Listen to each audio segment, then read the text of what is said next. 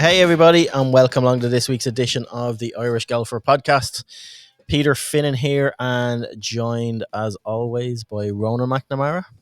How are we? All good, and Mark McGowan. We're back. Tiger's back. Golf is back. Wonderful stuff. Everything's back at this stage. No, it's good. Yeah, lots to juice through this week. Like, we kind of left the Monday recording knowing that Tiger had his presser yesterday, just seeing if there was any good angles coming from it. As always, it was always going to be. So yeah, we might as well we get stuck straight into Tiger. It is great to see him back, like back for the third or fourth time. I don't know how many reincarnations we've had of Tiger Woods, a new fused Tiger Woods, but yeah, he looks good. Yeah, well, this is by my count. I actually have a piece going up on the site now shortly. Well, at the time of recording, shortly. By the time it's out, it'll already be up.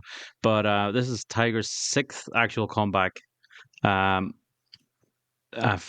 Basically four of those only count because one of them was like, two comebacks in one.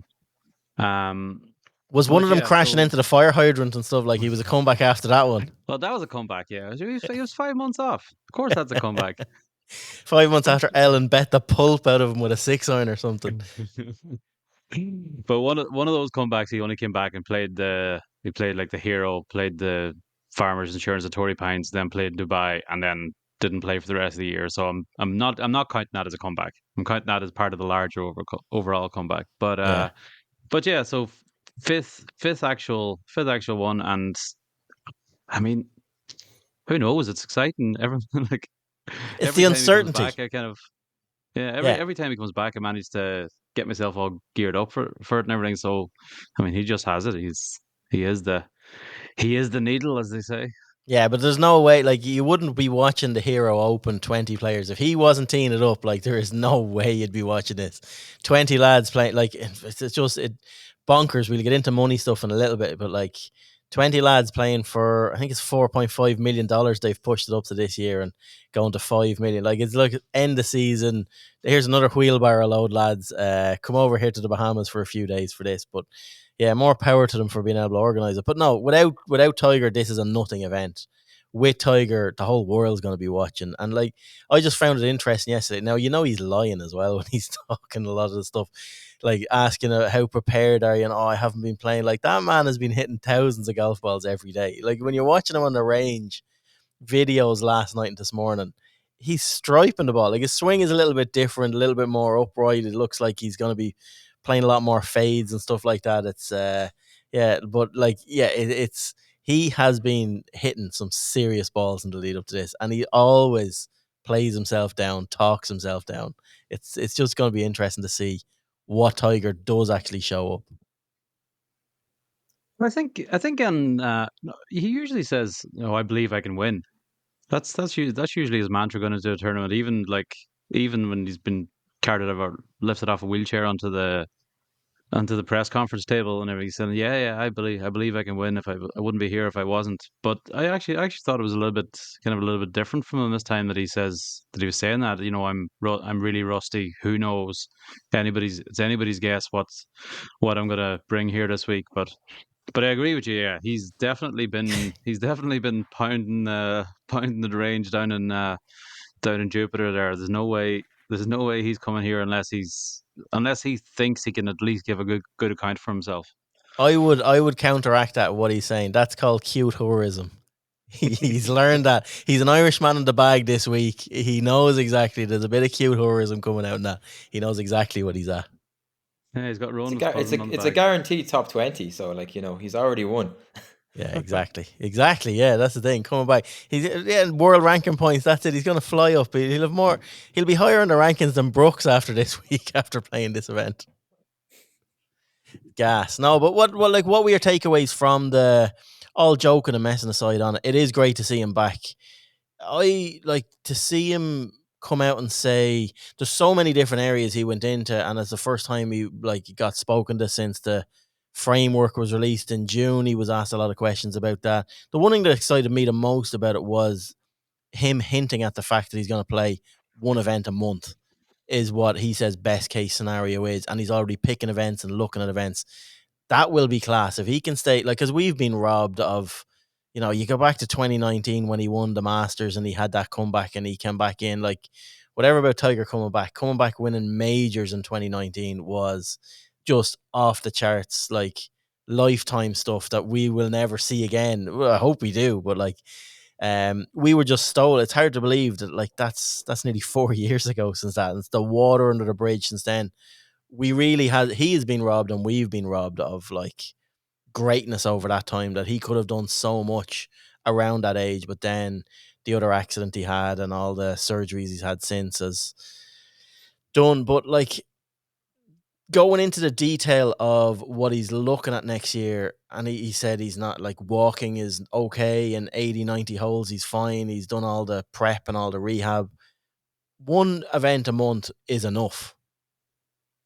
Oh, it's more than enough, because sure, last year when he came out after his latest comeback, he played the PNC, I think it was, and he was saying, "Look, I might just play 3 or 4 times a year."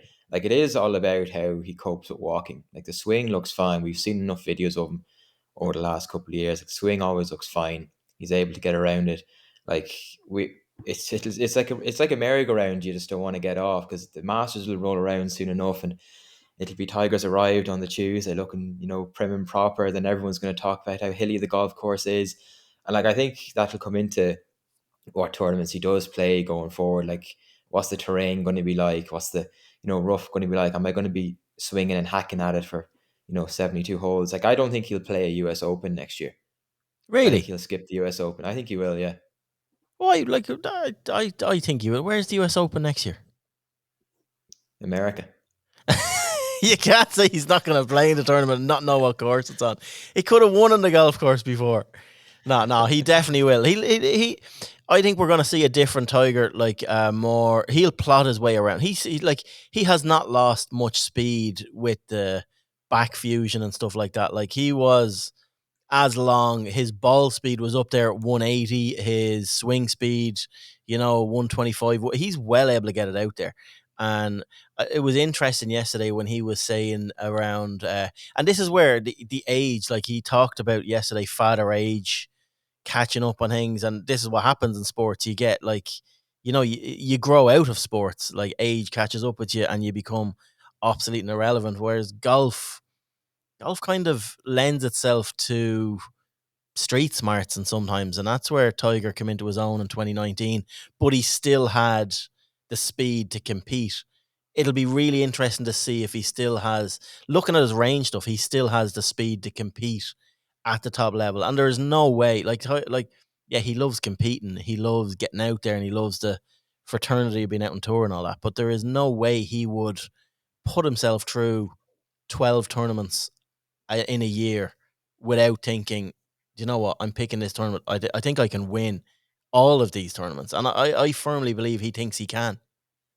Yeah, like, you look at the ones he's picked during the summer, like he's picking the real big sort of legacy tournaments that you do get in the PGA Tour. Like, I wouldn't read too much into the ones he'll play, February, March, pre-Masters. But once the Masters comes and then the summer tournaments come, like, you can tell he's picking all those because he knows he can go and win one of them. Yeah, well, he said like he'll play. I mean, his plan was to try and play the Genesis. We kind of knew he was going to play. If he was going to play at all before the Masters, that's where he was going to play first. But I remember last year last year he played in the Genesis and played reasonably well. Like, he made the cut, which was a good achievement given how long he'd been out of the game. We keep saying this about Tiger, to come back and make the cut against pros that are playing week in, week out is an excellent achievement. But then we didn't see him again until Augusta, and I mean, okay, he made the cut again there, but it's like you were like, if he's going to be competitive at Augusta, we thought he needed to play another tournament in between. Now he also was suffering with his plantar fasciitis last year, which, I mean, I've had it and I've had it in the foot. I've only had it for a short period of time, but it was incredibly painful and horrible to try and walk on. Um, but this year, or he kind of alluded to next year that he may play, that he wants to play the Players or play an event between the Genesis and the Masters, which as Ronan said earlier on, is very positive compared to the rhetoric we were getting out of him a couple of years ago, where it was like, I'm just going to play the majors. That's going to be it. So I mean, when he's saying to play an event a month, realistically, we're probably talking like we're talking a 9 month season.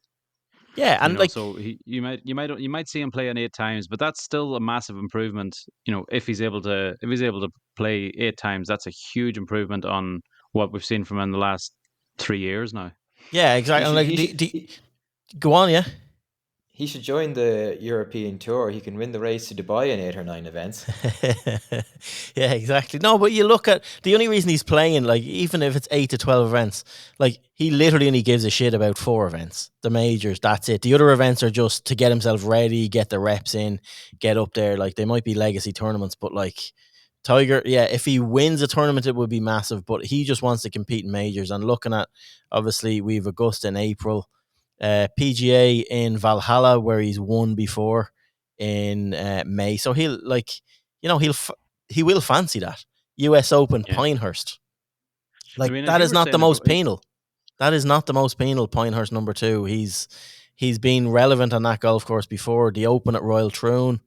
Yeah, it'll be interesting to see how he tackles it, or I suppose how he loads himself earlier in the season and how he builds up. Like obviously playing once a month is all well and good in sort of February, March, April lead up to the Masters. But then when you have May, June, July, and the only tournaments are majors, he'll want other. So it's all about how he loads himself, I suppose, going into that. But yeah, but it sounds of him he's all in. as you were saying earlier on, he's got the golf and smarts you know, to compete, to manage his game, to get the best score out of a day that he's not hitting the ball particularly well and everything. But I mean, he does, and as you said, he definitely does still have the speed. I mean, if we remember last year or earlier on this year when he came back at the Genesis, I mean, who can forget the tampon gate? When he outdrove Justin Thomas, and I mean, he was hitting it past McIlroy and Thomas on certain holes, not all the time, but I mean, we like McIlroy.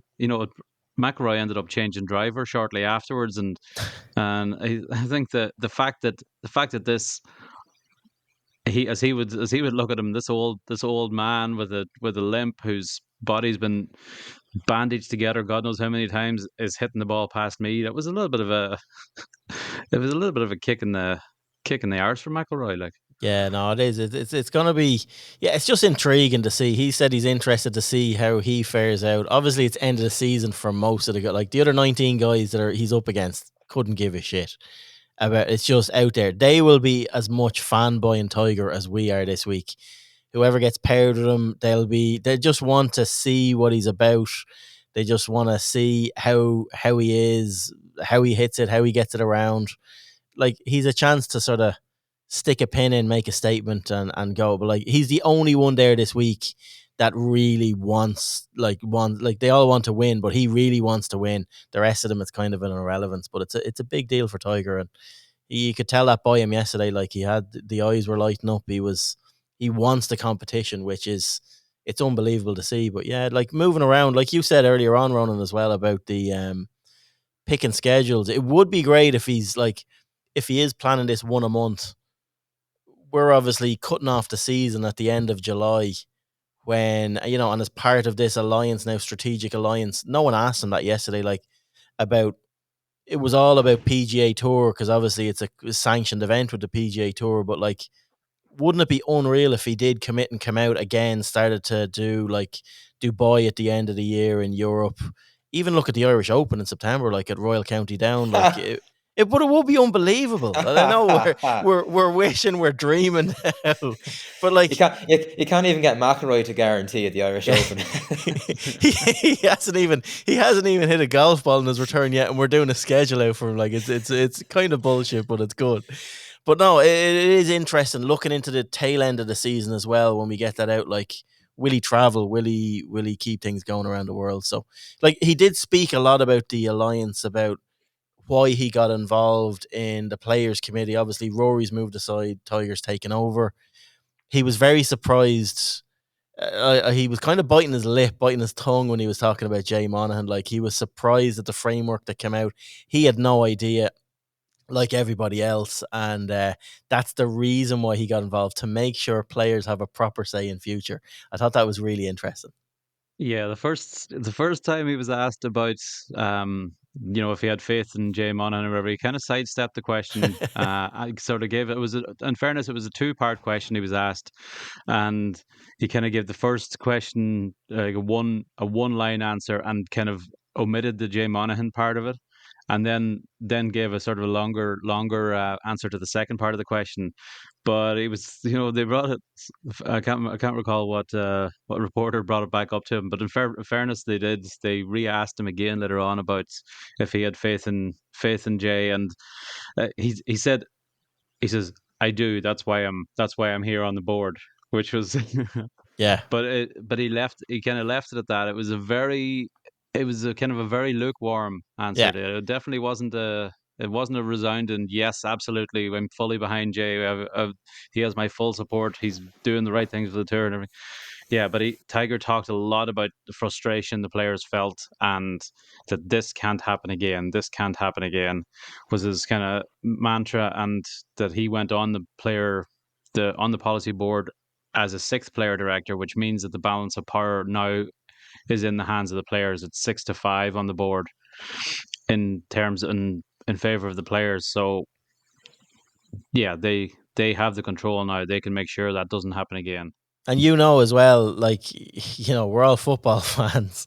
When the board back a manager, what normally happens when they give their backing? The knives are out, they're being sharpened, that's it. Jay Monaghan's a sitting duck, like, there is no question. Once this plan is done, he is out the gap. That is it. Good luck. Like, Yeah. he literally has betrayed the players, and for players like Tiger, Rory not to know what was going on. We're opening up old wounds again, but like, that damage is done, and the future of golf is without the figureheads that are there at the minute. And I think 2025 will bring that. There will be a changing of the guard atop, and I think it is nice to see players stepping up. He was asked about Rory stepping down.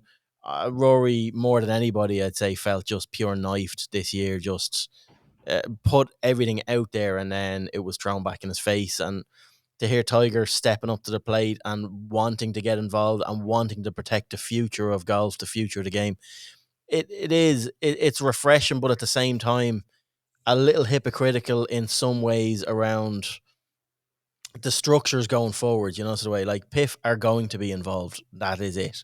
And there's no two ways about it. They're literally trying to maximize investment. Like, he is trying to dress it up around the edges, saying, "Oh yeah, like, money could come from elsewhere, or there will be other investment. It's not all this." But like, at the end of the day, the Saudis have made this. They've orchestrated this situation. They have made it into what it is, and their fingerprints are going to be all over it. And people just need to get used to that. And like, it's like, professional golf is, it is in a tough spot right now, and no matter, like, is a really positive thing, Tiger Woods coming back, but like, professional golf is, it's on the news for all the wrong reasons for the last 2-3 years. And even now, like, we'll get into it in a few minutes, like, the PIP stuff that was released before, like, after we did the last podcast, it'd make you puke, like, the way they're going around stuff. It's not the look that we have, and it's not the look of the top players that we need. Like, Tiger hasn't hit a ball. He turned up at Augusta and he gets 12 million quid of like, player impact fund. Like, it's total bullshit the way it's done. I don't agree with it, but yeah, it's a bit mental. Yeah, it was interesting to hear him speak so candidly about the whole merger thing yesterday, because like, he just doesn't give you anything when he's asked about any sort of important issues or world issues, as we know. But like, so like, it was interesting here that he came out saying he was frustrated about it all, like, considering that, he hasn't really played, so he's kind of just sitting there taking a back seat viewing from the outside almost. But like, as you said, yeah, to earn the, what was it, $12 million for just limping around Augusta for a weekend is pretty scandalous. It is, no, but when you look at that list, like, so in all, anyone that hasn't seen it, I know, like, one of the players leaked it and did stuff. I think it was Jason Gore's name was on the top of the email that was leaked, but another player sent it out. 100 million doled out to 20 players. McIlroy topped the list, earning 15 million bonus, and Woods second, 12 million. John Ram 9. Like, going right down to Brian Harman got 2 million quid. Like it really is. It's a staggering amount of money and money that should be invested further down the pyramid. Like McIlroy last week, so he tops the PIP, gets $15 million. Last week he got 2 million quid for winning the race to Dubai, and he's just off the back of like making $15 million on the PGA Tour alone this season. Like it's just bonkers. Like and what stuck out for me on the list, you go through all the names on the list. Like we're not going to go like they're the usual suspects. There's no one unusual on there, but like the one person that's missing and the one person I thought like made a bit of a difference on it. And he's not a popular player, but someone like Joel Damon who was on the Netflix documentary. I thought that was a really good social aspect of golf this year. His story, telling his story, what he did, the traction that gave. Like that was the only interesting thing that came out of Full Swing this year was Joel Damon. He's the feature of the trailer for the second series as well. So yeah, but he doesn't feature on the PIP thing. Like why did the tour find why did the tour find him irrelevant? And like, you know, he's obviously looked at as he's dispensable, sadly, guys like Joel Damon. They just want to look after your Tigers and your Rorys and your Rams and stuff like that. And like it's a dangerous game they're playing.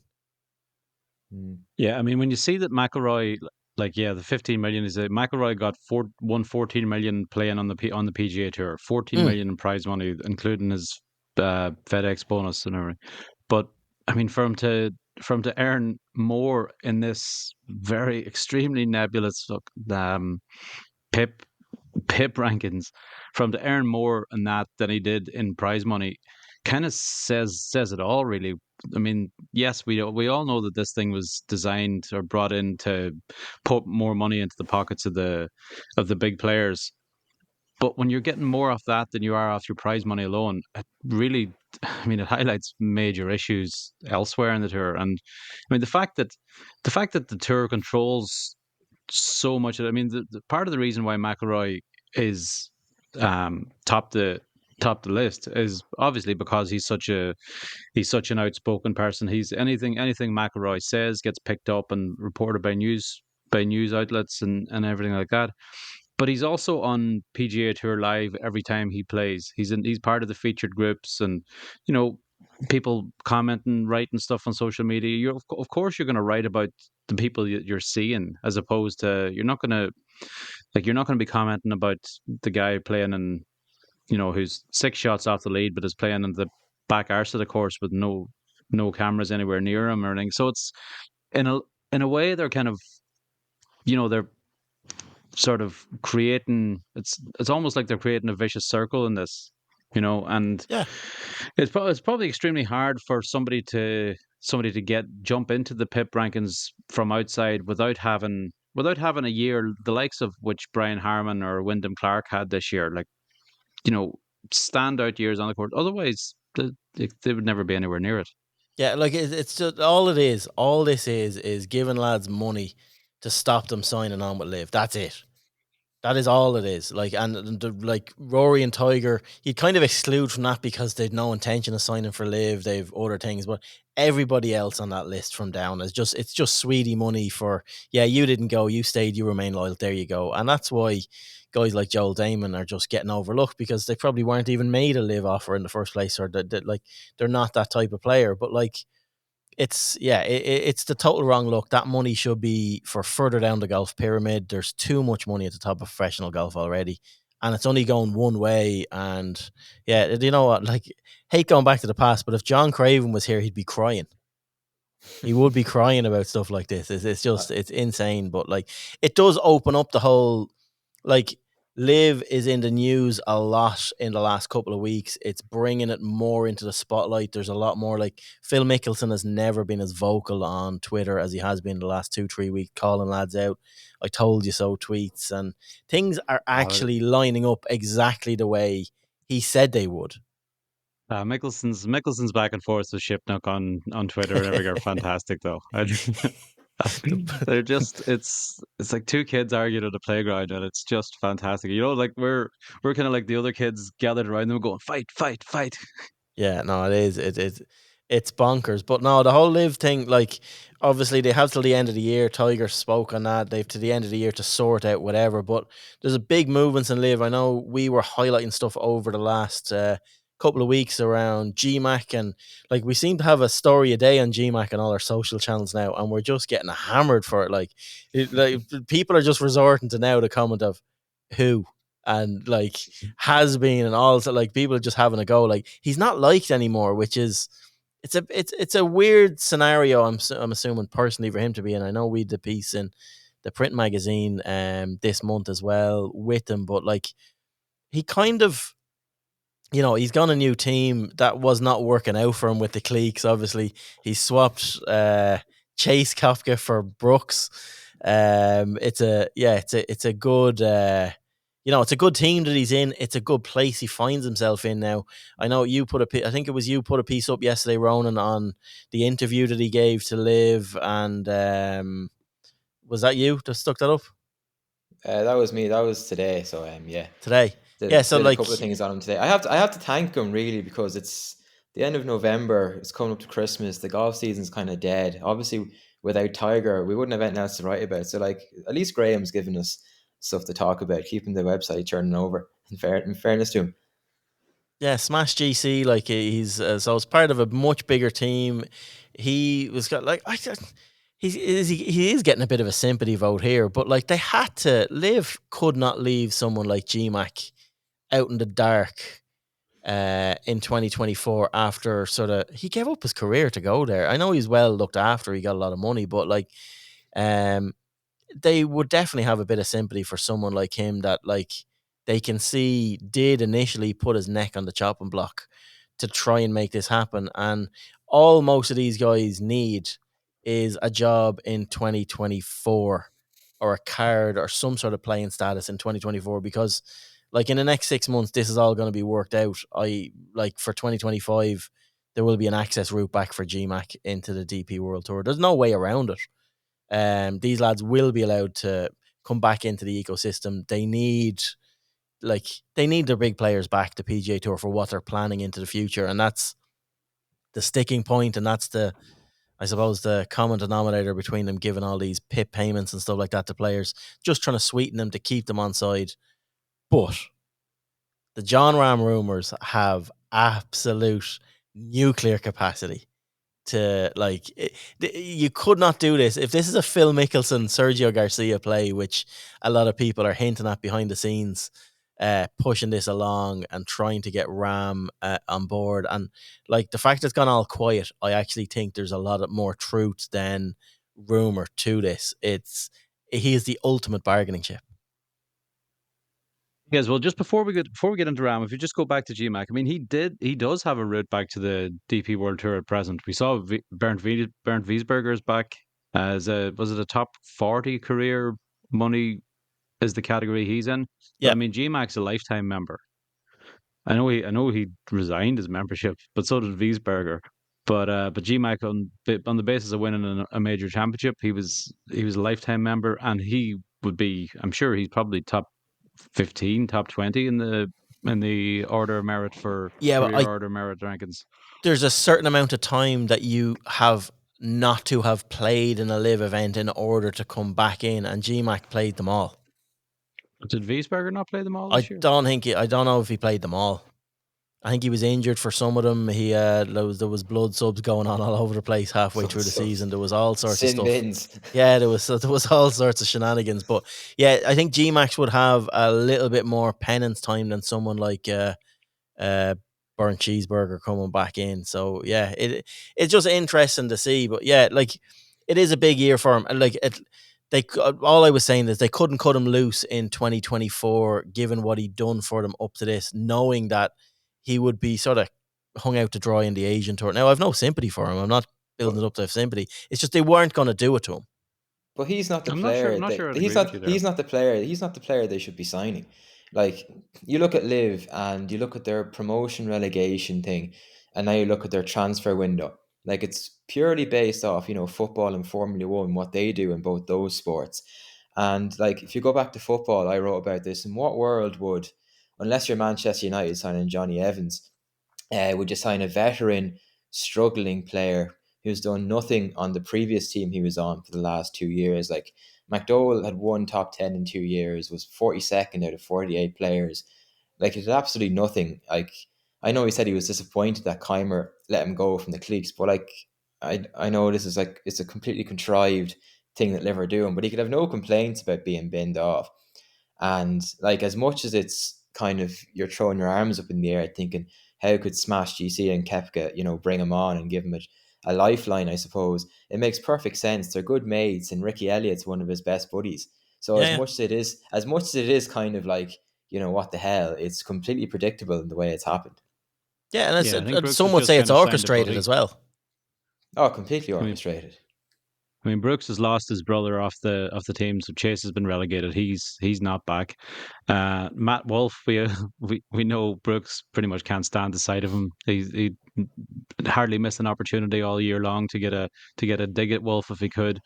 Jason Kokrak, I think, was the other man on Smash. He's going to be there as well. I think Kepka's like, I'm losing a brother.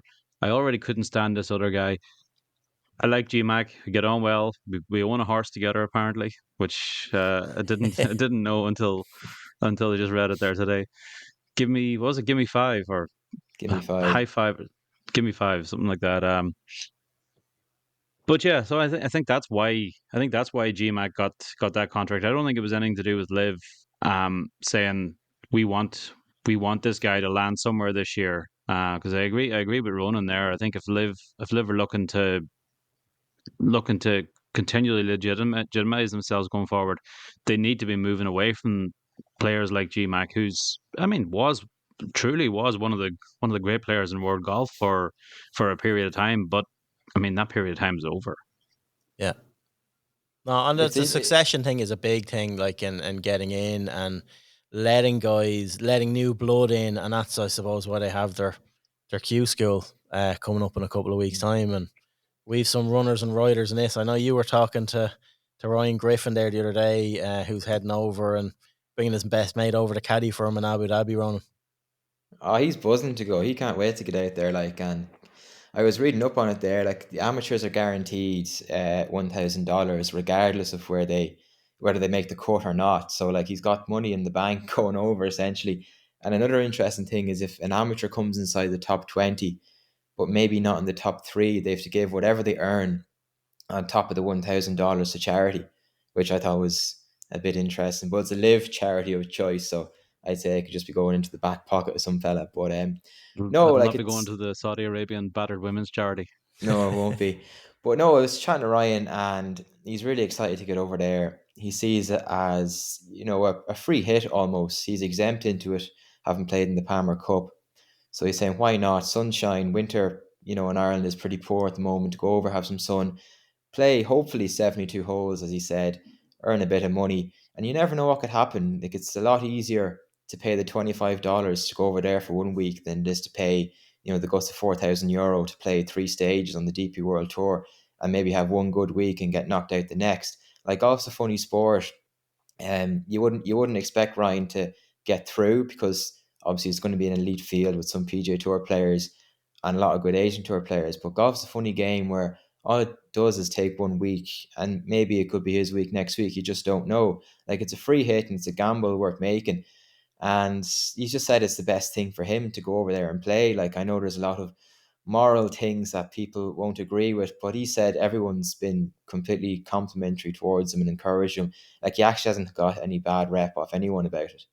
Yeah, no, we might as well. Sure, do you know what? We'll play the audio now of the chat you had with him the other day. There is some interesting bits in it, so yeah, we'll play that now. You're obviously looking forward to going. Like, it's a great opportunity. Like, it's only $25, as we said before. Like, it's almost a no-brainer for someone like you, given that you're exempt into it. Exactly right. Like, I was talking to Foxy, and he was saying that someone he knew, that they're on one of the mini tours and they were trying to get into it, and they got back to him and said you don't have enough qualifications to get into it. And it was whenever he told me that you kind of realise how lucky you are to have this opportunity. And like I'm not sure what the lads' reasons are for not going, because I think it's just an absolute unbelievable opportunity. Yeah, exactly. Like the Walker Cup lads, when you're exempt, you might as well go, because it's a free hit, really. Like if it doesn't work out, it doesn't work out. You still have loads of opportunities, but like it's a exactly. Like I've one of my buddies from back at home. He's coming over to caddy for me. So like we're going to give ourselves the very best opportunity to do well. And I know the press release is actually coming out today at some stage of the field, who's in it. And I know it was on Twitter there a lot of days ago, where they were saying that they didn't mention who they were, but there was a major champion and multiple PGA Tour winners on it. So like you can get an unbelievable draw there as well. Yeah, you could get a great draw, is right. And come here, have you ever actually watched Live, or watched a couple of shots on TV or anything? Not really, to be honest with you. Like the majority of what I was doing there recently is watching the old tournament videos on the DP World Tour of the actual golf course. So I can't say I was watching too much of the old Live, but like you see the highlights here or there whenever people pull off these unbelievable shots and whatnot. Like, yeah, exactly. Why not you, I suppose? Exactly. No better man. We young fella from Ballybuffet. Yeah, exactly. And you mentioned the support in Maynooth. I'd imagine like loads of people are encouraging you down there. Absolutely. Like everyone's buzzing. Like the Maynooth lads, they're heading over to the Canaries at the same time.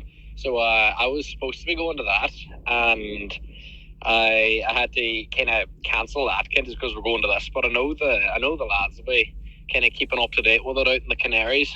And obviously, like you mentioned to me there in passing the other day, dirty money. But like, has anyone gotten on to you or contacted you trying to advise you to not go to the qualifier? See, I was actually expecting that, to be honest. Like even just talking to people about it, and nobody has said anything negative to me about it. Like all of them are just delighted that I've been given this opportunity, and they just say, look, absolutely go for it and enjoy every minute of it. And that's exactly what I'm going to do. I'm going to get out there.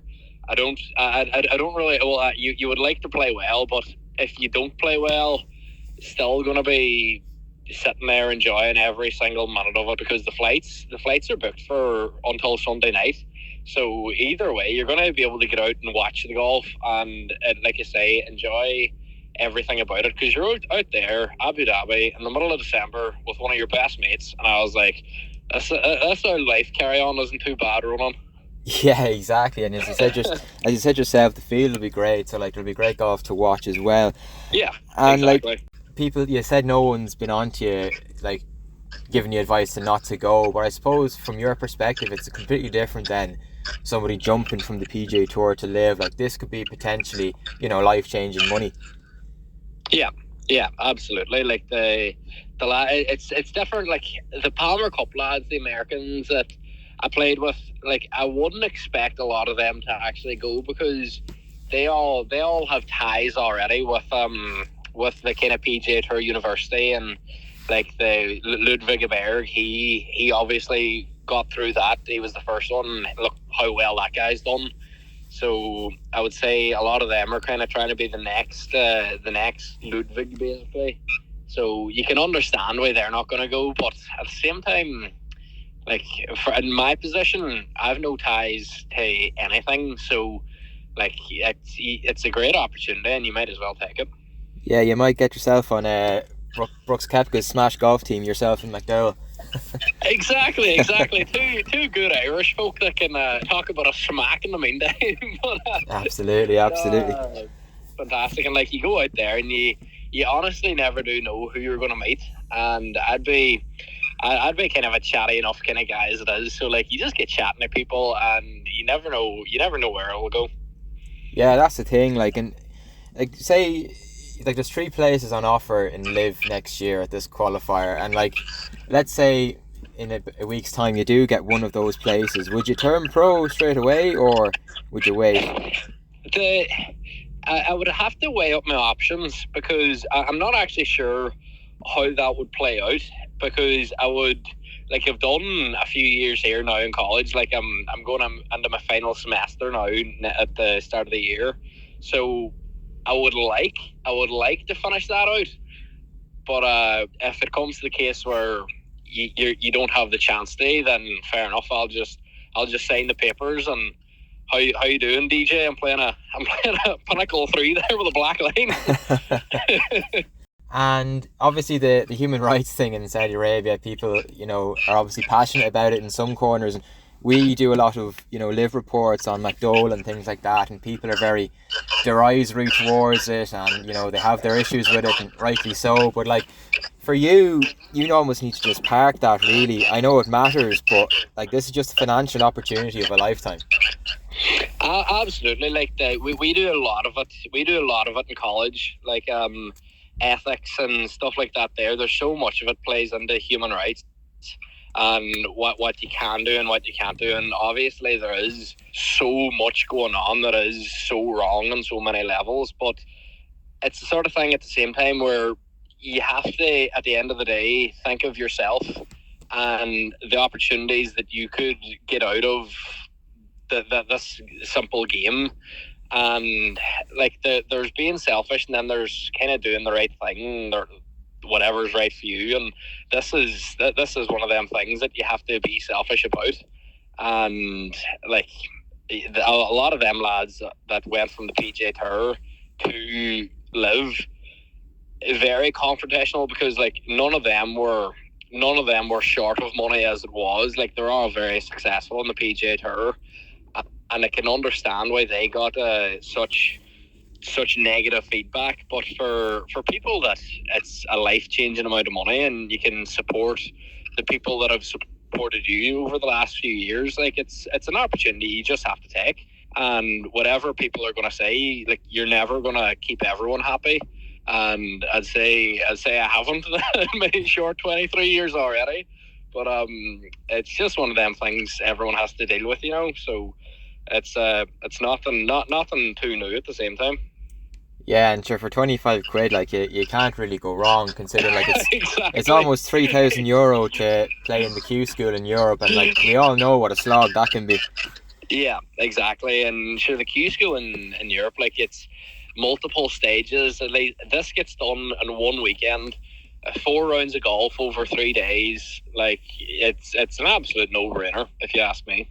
Yeah, and I suppose that nearly helps you as well. Like, you're an unknown quantity, just a fella from Ballybuffet, college in Maynooth, going over to see what happens. And I suppose golf is a funny game. Anyone can have a week on any given week, and maybe This one could be yours. Exactly.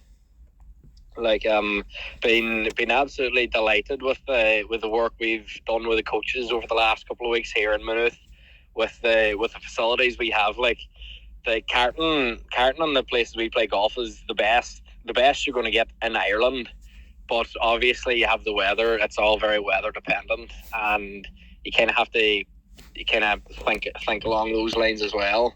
But like I say, delighted with the work we've done, and you can see it in the stats and the kind of skills games that we play, that everything is progressing in a very positive way. So going in next week with a lot of confidence with where my game is at, and like I say, just can't wait to just enjoy every minute of it, Ronan.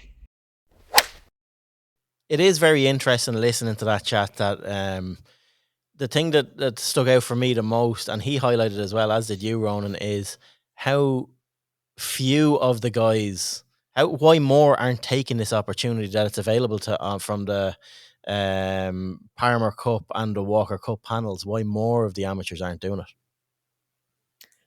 Yeah, it's an interesting one. Like, obviously, when it came out that Ryan was going, the Walker Cup players were interviewed, and Liam said he had exams. Alex Maguire has his final semester of college in America to finish off, and Mark, then he's got DP World Tour commitments. He's still going to play a lot this year, and of course Matt McLean just said he's back at work, wouldn't be sharp enough to go over. Like, there are all legitimate reasons, but I don't know, you could have gone for the free hit. I mean, like, I hate LIV, I hate everything about it, and I hate all these players moving from Europe and America over there. But I think when you're in the situation that those 5 lads are in and could have been in, I think it's a no-brainer that you go over and play. Like, it's a different situation compared to what everyone else is giving out about at the moment. Yeah, it's a free roll of the dice. It's a free roll of the dice to, maybe fast track your career into turning pro, or fast track your career if you're already a professional, as Mark Power is. But like, we're struggling to get Irish players on tour. Like, it's a great chance for sort of a stopgap career in a way, where you just make your money over a 2 or 3 year period, make more money in maybe a year than you ever make in your life playing golf. Like, it's an opportunity not to be sniffed at if you're in that kind of position. Yeah, as we've said before, if you qualify and get on to live and play the full schedule, it's a minimum like $1.5 million, and that's if you finish dead last in every single event.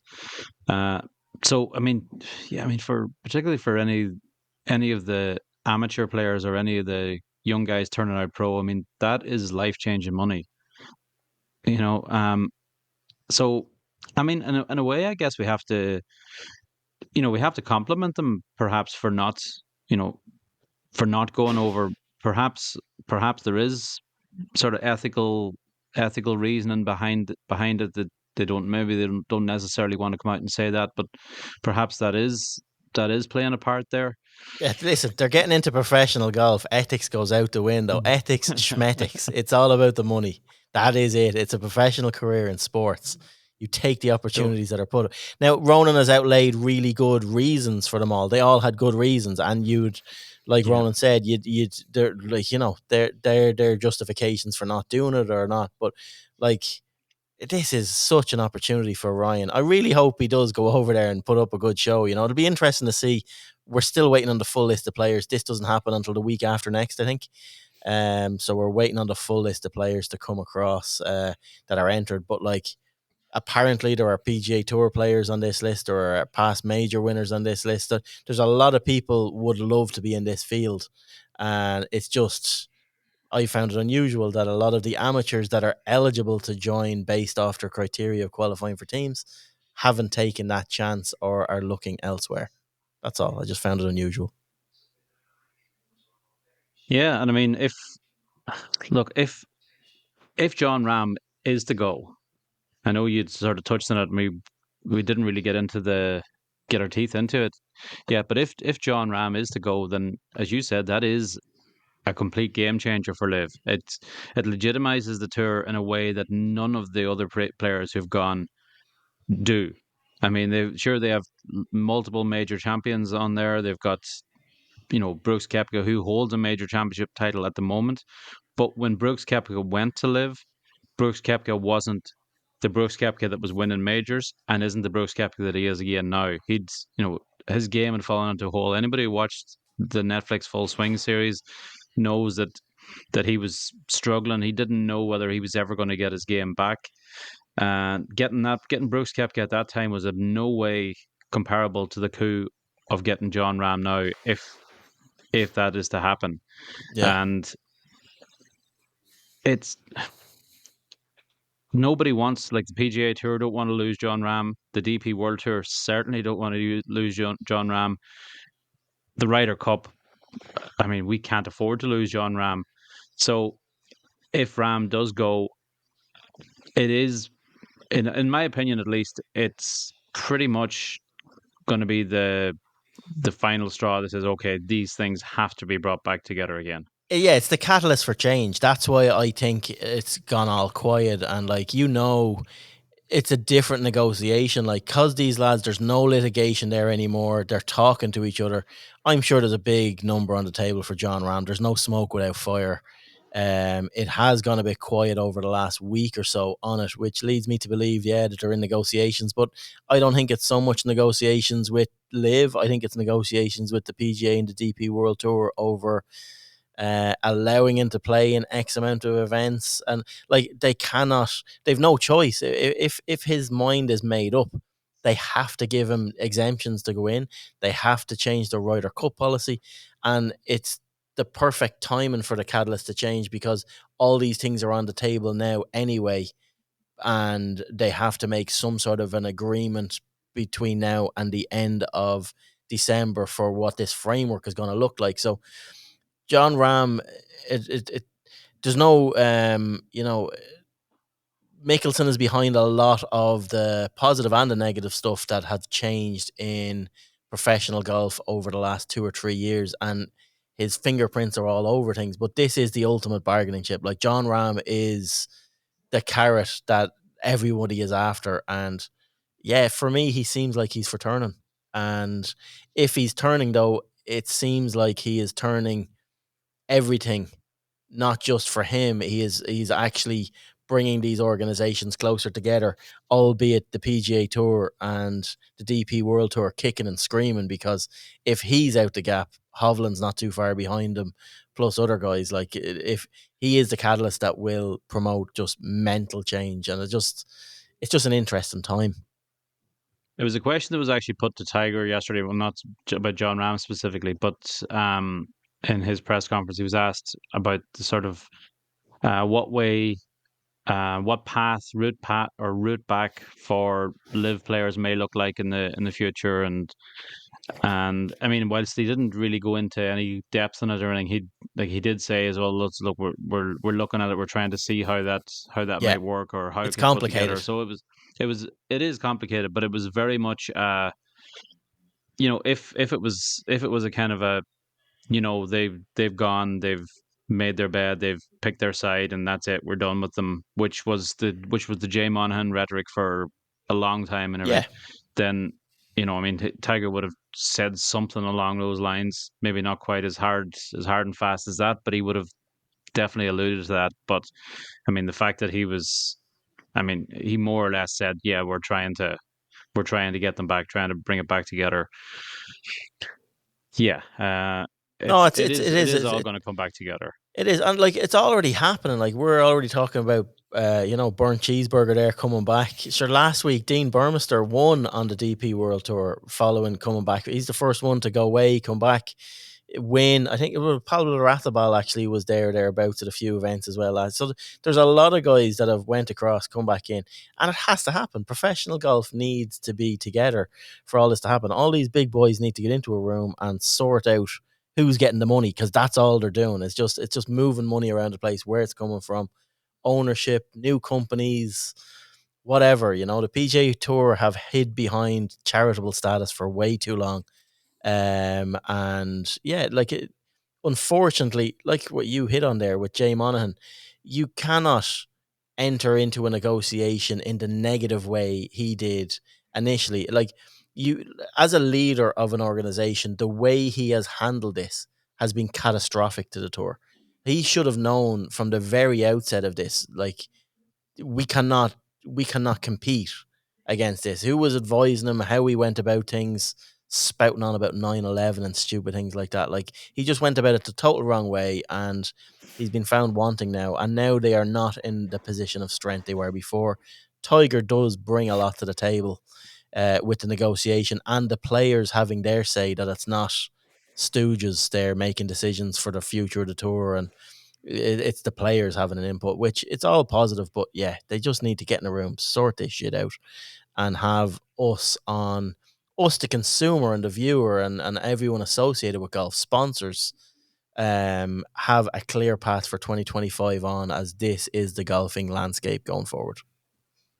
There were rumors floating around Twitter this morning. I mean, look, if it's on Twitter, it has to be true. We all know that. But there were rumors that Jay Monahan is either stepping down or getting brushed aside. You know, basically, here you walk or you'll get fired, kind of a thing. Which, I mean, you'd have to think for the Saudis, for the PIF coming in, and if their investment is going to be part of a PGA Tour going forward, like, you would have to think one of their major clauses would be that we want Jay Monahan out. Absolutely, I mean, this could have, absolutely. we could have brought this investment to the game 2-3 years ago, had none of this public bashing of us. We wouldn't have had to spend, what, I don't know what they've spent, $1 billion, $2 billion on Live since they put it together. In fact, easily must be multiple billions. Oh no, it's multiple, but they've spent that on legal costs.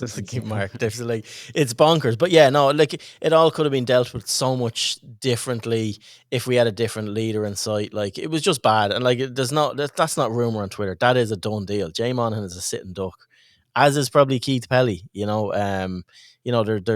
a lot of structural leadership change that need to happen at the top of golf, and it is going to happen very, very quick. Between now and mid-January, I think we'll have seismic changes. I think there will be an agreement done by the end of the year, especially when you have all the players with Tiger at the helm pushing like this. The power the players now have, this new corporate entity that the PGA Tour have, there's no doubt that Liv PIF will be involved in some way, but they have their own investment as well. They have their own venture capitalists from the States funding things. It's like everything. It's all about the money. Like once the money's on the table, they will come up with an agreement, and that's it. Silence. Two lads nodding their head, going, "Yeah, absolutely." It's just exhausting at this stage, really. Like you're like it's listening, like you're almost saying the same thing for the last 2-3 years. 2 years going on. Like I think everyone in general is just sick of it at this stage, and the sooner an agreement is reached, the better. Like if it is before the end of the year, brilliant. Like let's just move on. Like at this stage, like last year, all I thought about really was the majors are the only tournaments that really matter. Like I had no real interest in. What about the elevated events? Elevated events. Unbelievable. $20 million money for Jam. What about the magical Kenya Open? Yeah, exactly. That's a staple of the Deep World Tour. Don't be dissing that now. That's a great event. Yeah, no, but it is. It's gonna be. No, you're dead right. Like it's just everyone's just bored of it at this stage. But it's not a good look for professional golf to be constantly in the news for this, and we've hit on it so many times. But yeah, let's draw a line under the Live stuff. We do have active golf on the DP World Tour this week. One of the last events of the year. We're in Australia. Yeah, you want to be careful and put this out quite soon, Peter, else they'll all have teed off by the time this goes out with the time difference down there. Last week, I had no idea like this had started. It was about 10:30 on a Wednesday night, and the early starters were on their back nines down in Brisbane. And I was like, what the hell is going on here? But no, it's another good opportunity for the lads. Obviously, Connor and Tom McKibben made the cut last week and didn't quite happen for them on the weekend. And Mark had a good start, but missed the cut with it was a birdieless second round that he had, which is quite rare actually to see a pro have that. But no, it's another chance for the three boys to round off pretty good years, you'd have to say overall. Like Tom obviously won. Mark had a great end to his amateur career. Obviously didn't win the Walker Cup, but the way he bowed out in style was pretty cool. As it started well as a pro by and large, then Tom obviously had the win, and Connor did well on the Challenge Tour in his first full season. Narrowly missed out on a DP World Tour card, but like he'll get other starts throughout the year as well. So hopefully they can all, top three, all of them round off the year. That's it. Yeah, he did. Well, yeah, if Conor Purcell can go a few steps further than he did last year, it'd be great. Like, he did a serious finish here last year in this event. So, yeah, tied seventh last year, really, really good, and he carried that momentum. In fairness to him, into the start of the Challenge Tour season in February. So, a good finish can really kind of spur you on for the winter. So I wouldn't knock it that there's a 2 month break between now and then. Yeah, exactly. No time for them to do something. We do have the G4D. This is the only event of the year as well. As far off the top of my head, that the G4D actually aren't like put off on a Monday and a Tuesday and treated like a side act circus off the other side by the DP World Tour. The Aussies actually do it right and put the G4D lads out in the middle of the tournament and have it that there's full crowds there and stuff like that. I know when we were talking to Brendan earlier in the year, he said this is probably the best event they play all year for inclusivity and actually feeling like they're part of the tournament and part of something, and the same crowds and all that. So yeah, it's a big week for him as well. He normally rises to the big occasion too. So yeah, it'll be interesting to see how Brendan goes this week. Yeah, like in fairness, the Aussies do golf right. Like LIV Golf Adelaide, we go on about the lack of crowds on LIV, but the Adelaide one was packed. It was absolutely packed last week for the Aussie PGA, and it's going to be packed again this week for the Aussie Open. Like, I was just thinking about it. we really should bring golf to Australia more often, because we go on about how great it is to have it in Ireland, and it's not here enough in Ireland, in my opinion. Only 2 events, but it needs to go to Australia more. But you obviously getting the players to fork out the money to go and travel and all that kind of thing is probably a tough ask. The poor professional golfers having to pay for flights. The poor lads. Hey, get over there, lads, and do a few shoeies with the crowd. You'll be grand. No, but I can't afford it. I saw a podcast clip there during the week after the Australian PGA, and they're saying, is there a case to have maybe a 5th major in Australia, or maybe get one of the majors out of America, i.e. the PGA, obviously, and bring that down to maybe Australia or South Africa? And they're kind of like, but you just wouldn't get the buy-in from the players for that. But like, it is a shame given Australia is where it is, but in terms of what golf they do put on, they usually do put on a really, really good event. Yeah, they're starved of it down there. They're starved of I feel sorry for them having to watch all the PGA Tour stuff. Like, because I felt how I'm sure they feel. I was trying to watch the Aussie PGA and it's on at stupid o'clock in the morning, like, and you just can't. Like, that must be how they feel 11 months of the year. Exactly. It's like us trying to watch the Super Bowl or something like that, or the Melbourne Cup. I don't feel no sympathy for them. They should change to our time zones. Bring night golf in Australia for us. Or just cop onto yourself and not watch the Super Bowl. Yeah, I know. The Super Bowl's go crack. Here, blasphemy. Go Steelers. Go Steelers. Right, anyway. The best sporting event of the year. Have you anything else you want to hit on?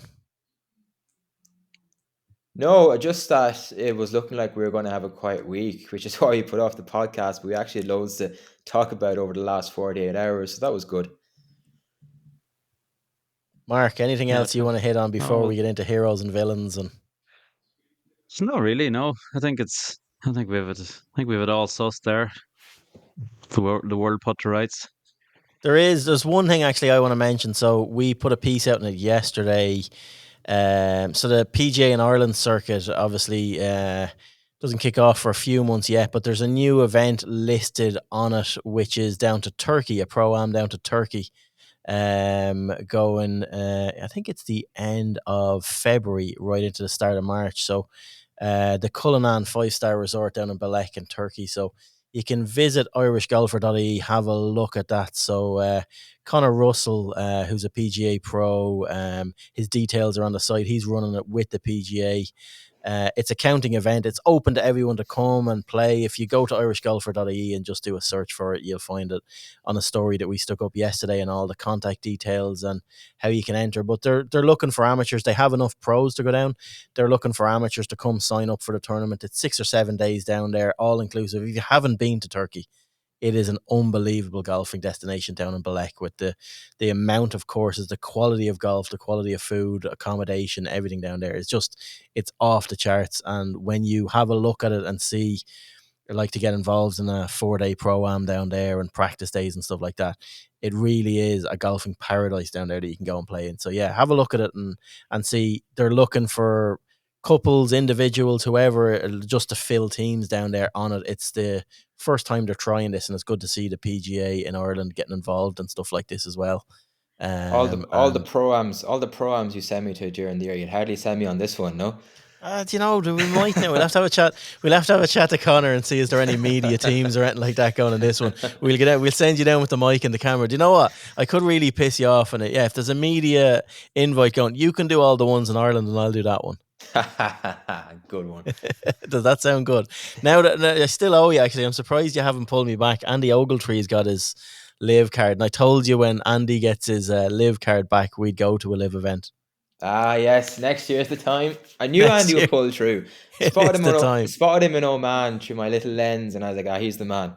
Keep an eye on him. LIV Adelaide is the one to go to. LIV Adelaide stuff, yeah. No, but if anyone is looking, just check out irishgolfer.ie for that.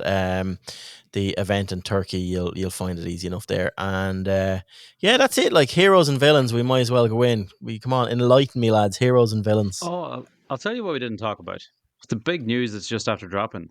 Oh, Luke Donald. Seen that there. Yeah. Christ on a bike. Yeah, Jesus. Yeah. Captain Bet page. It's bad. It's news that's just dropped, and while we're on. So this is breaking news for us, but not for anyone listening to this because it's a few hours time. But no, it's a great move for the tour. We highlighted in the magazine this month that it should be, it's been talked about to death, and it is a really good move for the European Tour. It makes absolute perfect sense. Sorry, Mark. Yeah, I was going to say it makes perfect sense, and it's great from a European team point of view, great from a European fan point of view, and fair play to Luke for taking it, because I mean he could ride off into the sunset now, be hailed as an absolute wonderful captain. Did wonderful things for European golf, and that wouldn't, and nobody would ever think badly of him, again thereafter. He's putting that on the line again by going to Bethpage, into the Lions Den, winning as McIlroy said in his post Ryder Cup press conference, winning an away Ryder Cup is the hardest thing to do in golf at the moment. And I mean, Luke could go there, and I mean, sure, if he wins, or if Europe come really close and put up a great performance, then I mean, yeah, it strengthens his credentials, but it's not going to strengthen them by a whole lot. His stock is already extremely high, so you kind of say the most likely way it's going to go is go down. So fair play to him. Full kudos for taking the responsibility, putting your head in the chopping block. Nothing but admiration for the man. Yeah, I think it's a real positive move. I do agree with you. It is a risk, but I think it's a risk worth taking for him. And I know it's part of the strategy going forward for the DP World Tour. This will be 2-year cycles for Ryder Cups going forward. Even if the LIV guys get to come back, I think it's a much better strategy. You blood yourself in at home. Statistically, there's such a far greater chance of you being successful as a home captain. You've made some mistakes, you go and you learn and you build and you go away, and it's a full united captaincy that's done it before. You know the reactions at different times. I spoke to McKinley about this, and he will be involved in the next Ryder Cup. He wouldn't say will it be a vice captain's role or anything like that, but he's actively working now. Something that the European Tour didn't really have was like a proper strategic plan and away strategy for the Ryder Cup. Like they had plans and they had this, but they didn't work in depth on a strategy for away Ryder Cups, like a template like they have for a home Ryder Cup. They tried to transfer the home template away, whereas it needs a separate strategy. He's already working on that, and I know from talking to him that around Luke Donald and Luke Donald getting involved, I'm nearly certain Luke wants Paul involved, and it would not surprise me if he is an official vice captain for getting involved in this. And it's something I never thought I would see McGinley getting back in and doing something in a way Ryder Cup. I think when you see guys like that coming back, when you see Luke Donald committing so far out, Europe are in a really strong place with the team we have, the nucleus of the team, what we can add to what we did before. And Luke Donald would not be doing this if he did not think we can go there and win. And I do think we can go there and win, and I do think we will. Like it makes Ram and Hovland are going to go to LIV, and it's all. It doesn't matter. It doesn't matter. That's the thing. Like it'll all be changed. Like it makes perfect sense to bring in the 2-term captaincy now, considering like we have lost a generation of potential captains, and obviously with Justin Rose wanting to play in 2 years' time, he's obviously not going to be considered. But like there's the argument that Luke Donald could easily just rock up in Bethpage back with the same team. Like there's no massive overhaul that's needed compared to when Harrington rocked up with an aging team. Like this team can all go again. What? Would you bring Bob McIntyre to New York? Deep breaths. If he qualifies automatically, then you have no choice. You can't. I'm only messing. No, in fairness to him, you can't be unfair. No, listen, I agree with you. But yeah, it's a good point you bring up there, because even if things do come back together again, and the guys who left for LIV are potentially eligible to captain a side again, I mean, there's too much water under the bridge there for the likes of Ian Poulter. There's been too much said. It'll be way. I mean, there's no way you could have a harmonious team room, I don't think, with Ian Poulter and Rory McIlroy. In the same room, yeah. telling McIlroy what to do. That's not going to happen. I don't think so. It's a bridge too far. Definitely. But no, it's good. It's a good move for the tour. I think it all builds up really well. It's a nice long cycle. Like, it's mad. Like, we're only a couple of months away from the Ryder Cup and we already have our captain laid out. Tiger was quizzed on it yesterday. It probably will be Tiger. Unless he kicks on and wins this year, then you think he can qualify. Like, wins next year, he'll fancy himself as a player. So, interesting to see. Tiger might save himself for a Dare Manor. Seeing as he's a Limerick man on the bag this week and all, so yeah, Robbie. Let's do it. Let's see. But all right, heroes and villains, lads. My hero is your man Steve DiMeglio. That yeah. I just thought it was cool to see. I know I haven't followed it too close, but I know he's been like severely ill, so I thought it was cool seeing the picture of him and Tiger having that embrace in the press room. And then my villain, I'm not sure if it's Graeme McDowell or Smash GC altogether, but the signing video that Graeme put up this morning, where he puts on the Smash GC cap, made me cringe to high heaven. I don't know what I don't know what Liv are trying to like insinuate here. Is it like they're trying to copy these football signing videos? Like, is GMAC going to come up and say with a clenched fist up the toffees at the end of it, or what do they expect? Like when they play the cliques in the team match play thing, is he going to hold a 40-footer for eagle and shush the cliques fans? Is that what they're expecting to happen here? But no, I don't know. I just thought it was weird. In typical Liv fashion, though. He's going to do an Adebayor, run the length of the course to slide his knees in front of Martin Keimer. Oh, stop. Yeah, exactly. I told you so. Now, I would watch that. Yeah, if they're trying to get more people to watch, I would watch that. Exactly. Mark, hero. Right, hero, I'm going Luke Donald for the reasons I just laid out. He's putting his head in the chopping block. Fair play to him. That's what I like to see. Somebody's not afraid to take a chance. Yeah. Villain. I actually don't have a villain. You go with your heroes and villains there first. And you can't be doing that. No, you can't be upsetting. No, don't be upsetting the order here. Don't be. I've no villain written down. I'm thinking still. You came out with the iron fist there before we started recording, saying you're going to do me in. Yeah, but that's only because you made me your villain last week. Okay, internal villain, Ronan McNamara. just pure petty revenge. Exactly. For being rovers. I'm not rovers.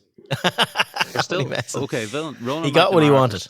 For still clinging on to the fact that Stephen Kenny was a good manager. That's what I was just going to say. Stephen Kenny can be his villain. He's grand. He can do it that way.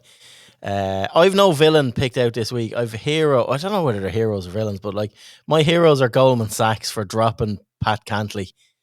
No hat Pat now has no hat sponsor. So it was just all got a bit too much for him. So I think Goldman Sachs will be my heroes for actually taking the moral high ground. And yeah, we'll just put Cantley as the villain because he's a prick. Should make an approach to Cantley. See if you can, those the lovely Irish golfer beanies we have. No, he devalued the brand even more than having you pair on a podcast. So no, we couldn't do that. But no, I think that's it from this week. Anyway, we'll get a bit more consistent with these. We've a load there's loads of. We're doing a piece with David Higgins this week. We've already recorded a few player interviews that we'll have throughout December when tournaments are few and far between. But yeah, we'll be getting the band together a bit more often coming into the next month or so. And yeah, cheers for listening, everybody. Ronan, Mark, cheers for logging in on a damp Wednesday, foggy Wednesday. Good that we got the Luke Donald stuff in when that just dropped as well. It'll be old news to everybody when they're listening now, but good move for the tour. Yeah, cheers to everyone tuning in, and we will chat to you again next week. Bye.